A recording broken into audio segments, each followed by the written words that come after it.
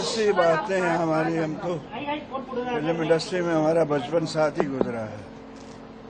Okay, Bharat की बात सुनाता हूँ, मेरे देश की धरती सबसे पहले है भारतवासी।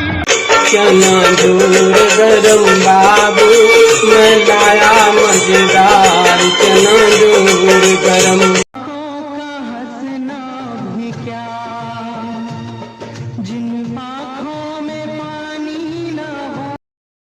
भारत कुमार उर्फ मनोज कुमार उर्फ हरि कृष्ण गोस्वामी। 4 अप्रैल की सुबह दोस्तों, दुनिया भर में ये मनहूस खबर अचानक फैल गई कि जाने माने फिल्म अभिनेता, निर्माता, निदेशक, स्क्रिप्ट राइटर मनोज कुमार 87 साल की उम्र में देह की यात्रा पूरी कर गए। उन्होंने मुंबई के लीलावती अस्पताल में अंतिम सांसें ली। यकीनन भारत कुमार, जो कि हर दूसरी फिल्म में उनका नाम हुआ करता था, मनोज कुमार इसी नाम से जाने जाते थे। और ख़ास करके देशभक्ति की फिल्मों का जो जादू उन्होंने दर्शकों के बीच जगाया था, वो हमेशा उनके सिर चढ़कर बोलता रहा है।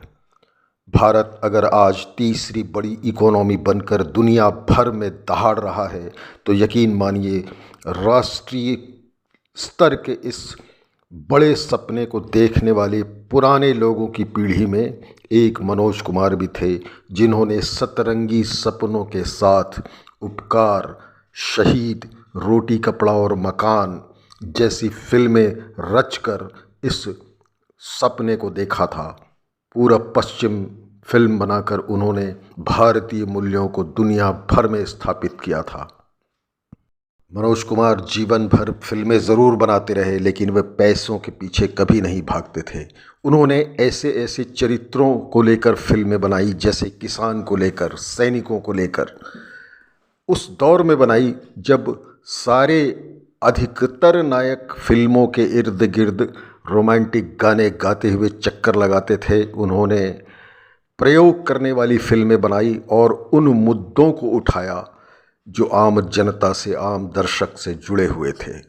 रोटी कपड़ा और मकान जैसी फिल्मों में उन्होंने महंगाई का मुद्दा उठाकर एक प्रकार से उस दौर की प्रधानमंत्री इंदिरा गांधी से बैर भी मोल ले लिया था। दोस्तों, एक किस्सा है।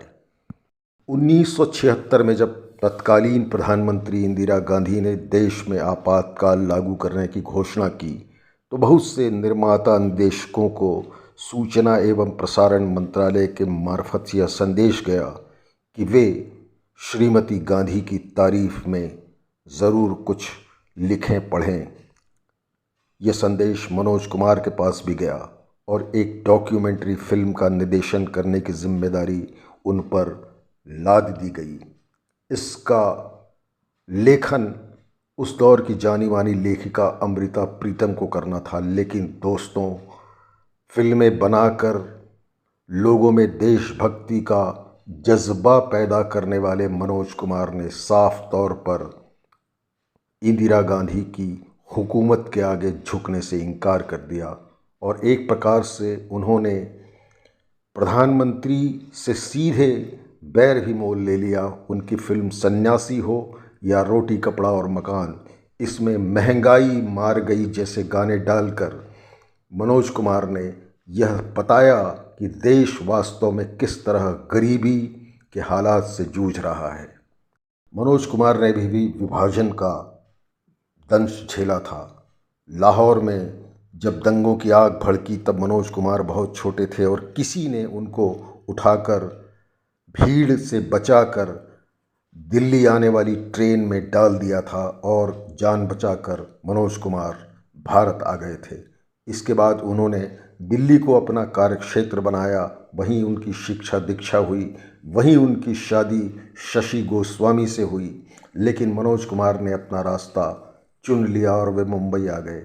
मुंबई आकर उन्होंने बहुत कम उम्र में फिल्म शहीद का न सिर्फ निर्माण किया बल्कि निर्देशन भी किया और शहीद लोगों को बेहद पसंद आई। इसके बाद जब देश में अकाल पड़ा और तत्कालीन प्रधानमंत्री लाल बहादुर शास्त्री ने लोगों से अन्न बचाने की अपील की तो उन्होंने उपकार जैसी फिल्म बनाई। बाद में उन्होंने सायरा बानू को लेकर पूरब और पश्चिम फिल्म भी बनाई, जिसमें पश्चिमी मूल्यों के फैलाव को लेकर उन्होंने एक प्रकार से चेतावनी भी दी। उन्होंने अमिताभ बच्चन को फिल्म रोटी कपड़ा और मकान में ब्रेक दिया। अनेक निर्माता, निर्देशकों, गायकों के साथ उनके बेहद मधुर संबंध थे। मनोज कुमार अपनी लीक पर ही फिल्में बनाते थे। उन्होंने हमेशा समस्या प्रधान फिल्में बनाई और उनकी फिल्मों में कोई न कोई राष्ट्रीय संदेश ज़रूर होता था। उन्होंने प्रेम चोपड़ा का किरदार अच्छे तौर पर भी फिल्म शहीद में पेश किया और उनकी इमेज बदलने की कोशिश की थी।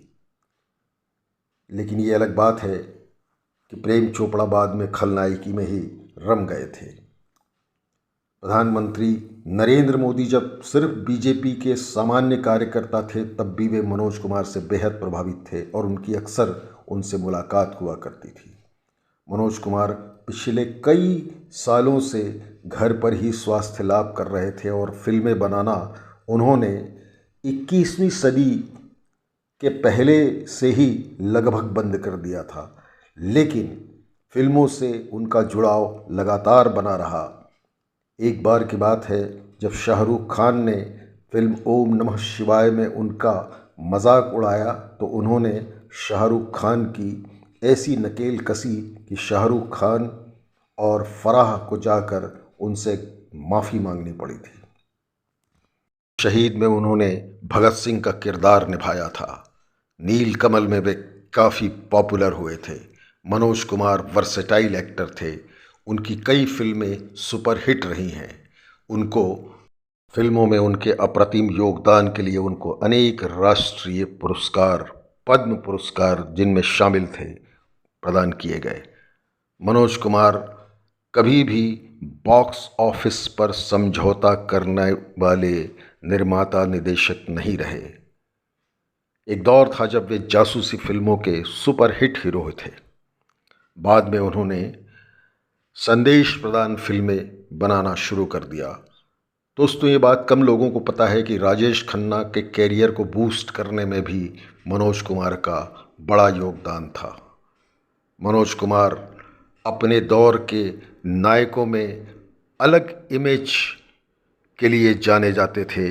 उनकी फिल्में देशभक्ति की भावना से ओतप्रोत हुआ करती थी और उनके गाने लोगों को बेहद पसंद आते थे, जो आज भी आते हैं। भारत का रहने वाला हूँ, भारत की बात सुनाता हूँ, ये गाना तो आने वाले लंबे अरसे तक लोगों के जहन की वादियों में गूंजता रहेगा और मनोज कुमार कभी भी लोगों के दिलों से विस्मृत नहीं होंगे। फिल्म क्रांति बनाकर मनोज कुमार ने उस दौर की पीरियड फिल्म बनाई जब भारत गुलामी के दौर से गुज़र रहा था और भारतवासियों को किस तरह की मुश्किलों का सामना करना पड़ा था, यही उन्होंने शहीद में भी दिखाया था। मनोज कुमार के चाहने वाले असंख्य प्रशंसकों की तरफ से उनको भावभीनी श्रद्धांजलि।